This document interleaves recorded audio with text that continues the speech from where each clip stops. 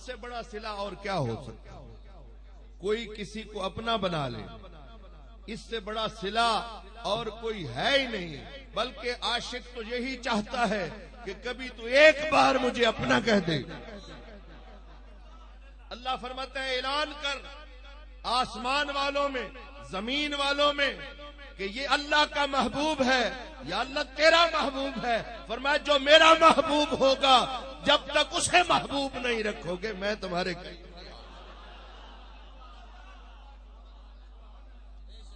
ثم یودع لہ القبول فی الارض، پھر اس شخص کی کیفیت یہ ہو جاتی ہے کہ زمین میں قبولیت کا یہ عالم ہوتا ہے کہ ادھر لاٹھیاں برستی ہیں، ادھر یا فرید کے نعرے لگتے۔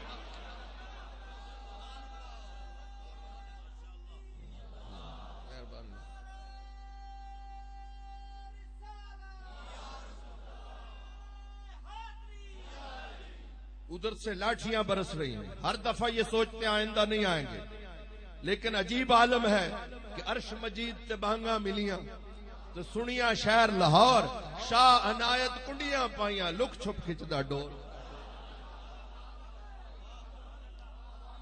میں تو یہی سمجھتا ہوں کہ عرش سے وہ جو پیغام آیا تھا وہ لاہور تک آیا، اور پھر اس کا عالم یہ تھا کہ نگر نگر گلی گلی یہ بات ثابت ہو گئی یہ کوئی عام نہیں ہے، اللہ نے اس کو منتخب کر۔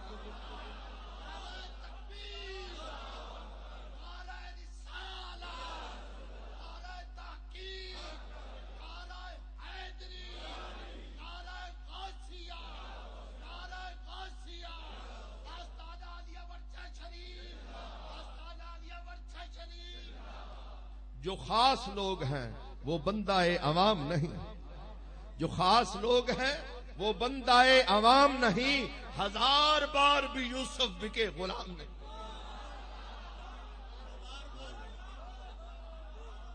جو خاص لوگ ہیں وہ بندہ عوام نہیں، ہزار بار بھی یوسف بکے غلام نہیں۔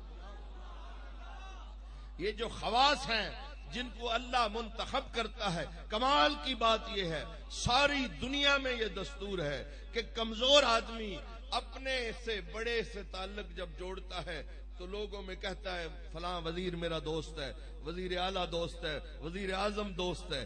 ادھر عالم یہ ہے، یہ دعویٰ نہیں کرتے۔ اللہ فرماتے ہیں الا ان اولیاء اللہ لا خوف علیہم ولا هم۔ ایک تو ہے نا ادھر کا دعویٰ، پتہ نہیں وہ قبول کرے یا نہ کرے، ادھر قبولیت کی سند اور مہر لگی ہوئی مل گئی۔ الا خبردار، انا بے شک، یہی تو میرے دوست۔ کمال وہ دینے والا ہے، کمال یہ لینے والے۔ کہتا ہے میرے دوست ہے، میں دعویٰ کر رہا ہوں۔ اب کم تر کے لیے برتر اگر یہ کہے، جامی کہتا ہے جب قبر میں کوئی یہ پوچھے گا کہ تیرا رب کون ہے تو میں کہوں گا میں کیوں کہوں، جا اس سے پوچھ جامی تیرا بندہ ہے یا نہیں۔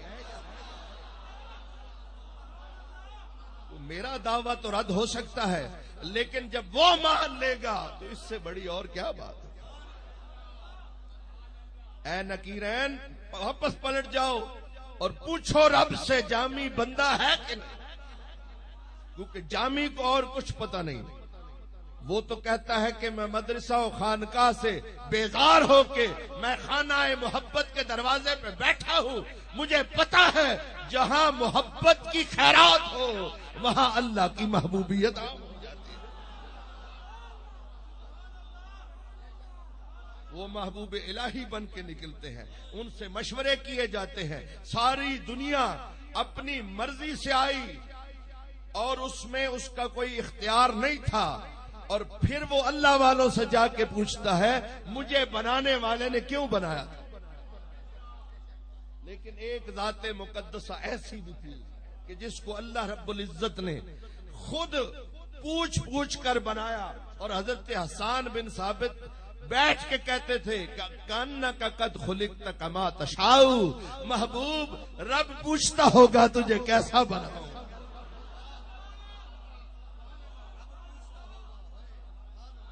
تو اللہ جواباً جب حضور اللہ پوچھ رہا ہوگا تو حضور فرماتے ہوں گے، عرض کرتے ہوں گے، یا اللہ آنکھ میری ہو، اس میں نور تیرا ہو، ہاتھ میرا ہو، قدرت تیری ہو، سامنے میں ہوں، جلوہ تیرا ہو، جو مجھے دیکھ لے وہ تجھے دیکھ لے۔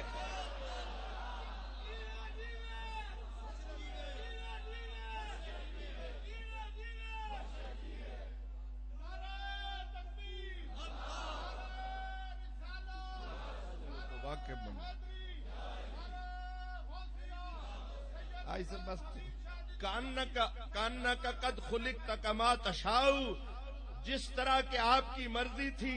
اب حضور یہ کہتے ہوں گے سینہ میرا ہو، علم تیرا ہو، ذات میری ہو، اس میں جلوہ تیرا نظر آئے، اور پھر جب میں نکلوں تو بدی جمال و خوبی سر عرش گر خرامی، تو بدی جمال و خوبی سر عرش گر خرامی، تو بدی جمال مل کے کہہ دے، تو بدی جمال و خوبی سر عرش گر خرامی، تو بدی جمال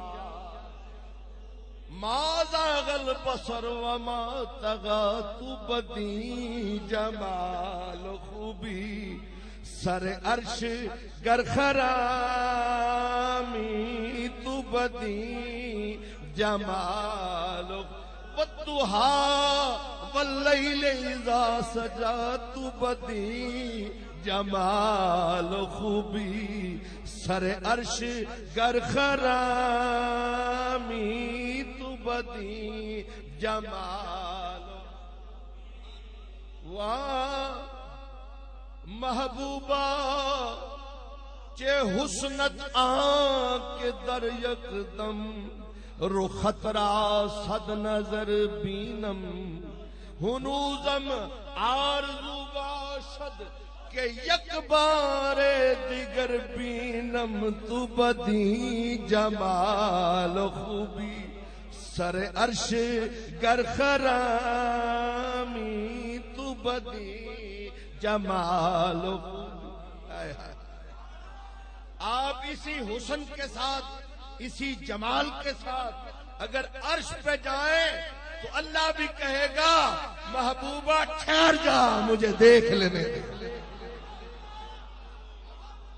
تو بدی جمال و خوبی سر عرش گر خرامی، تو بدی جمال، تو بدی جمال و خوبی سر عرش گر خرامی، ارنی بگویا داں کس کہ بگفت لن ترانی، ارنی بگویا آکس، ارنی بگویا داں کس کہ بگفت لن ترانی، ارنی بگویا داں۔ یہ لن ترانی کی صدائیں جو موسیٰ علیہ السلام کے لیے تھی، کیونکہ قوم کہتی تھی لن نؤمن حتی نر اللہ جہرتاً، ہم اس وقت تک ایمان نہیں لائیں گے جب تک کہ اللہ کو ظاہراً نہ دیکھ لیں۔ اب موسیٰ علیہ السلام سے پوچھتے ہیں آپ نے دیکھا؟ کہ نہیں، دیکھنے گیا تھا، جلوہ دیکھا، بے ہوش ہو گئے۔ ارنی بگویا داں کس کہ بگفت لن ترانی، ارنی بگو، سب سن کے کہتے رہے، میرے اور آپ کے محبوب دیکھ کے کہتے رہے کہ لا الہ الا اللہ محمد رسول اللہ۔ لیکن عجیب بات ہے کہ موسیٰ علیہ السلام دیکھنے گئے، تجلی پڑی، بے ہوش ہو گئے۔ تین چیزیں وہاں تھی. ایک نبی تھا، 70 امتی تھے، ایک پہاڑ. بقدر ظرف تجلی پڑی. یہ برابر کہنے والوں 70 مر گئے اس لیے کہ وہ نبی نہیں تھے، اور نبی وہ ہوتا ہے تجلی پڑے تو صرف بے ہوش.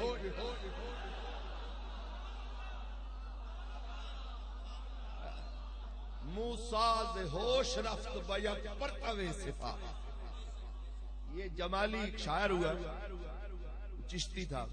جب دنیا سے رخصت ہوا تو کسی نے خواب میں دیکھا. انہوں نے پوچھا سناؤ بھائی کیا حال ہے؟ یہ تو پہلے تو پکڑ کے لے جا رہے تھے کہ اتنے میں سرکار آ گئے. اور فرماتے ہیں کہ جمالی وہ سنا جو شعر میرے لیے کہا تھا. تو میں نے ہاتھ باندھ کے کہا موسیٰ ز ہوش رفت بیک پرتوے صفات. تو عین ذات میں نگری در تبسمی. بس میرا یہ شعر پڑھنے کی دیر تھی کہ مجھے ملائکہ نے پکڑ کے جنت کی طرف بھیج دیا کہ موسیٰ بے ہوش ہوئے علیہ السلام، اور سرکار دو جہاں ظاہراً سامنے وہ چشم سر دیکھتے رہے لیکن مسکراتے رہے. تو جب موسیٰ علیہ السلام کو یہ احساس ہوا تو انہوں نے دعا کی تھی کہ یا اللہ مجھے بھی امت مصطفیٰ میں کر دے، کیونکہ انہوں نے یہ ڈھنگ تلاش کر لیا تھا کہ اگر خدا کو دیکھنا ہے تو مدینے کی کسی گلی میں کھڑے ہو کے سرکار کا چہرہ دیکھنے سے خدا نظر آ جائے.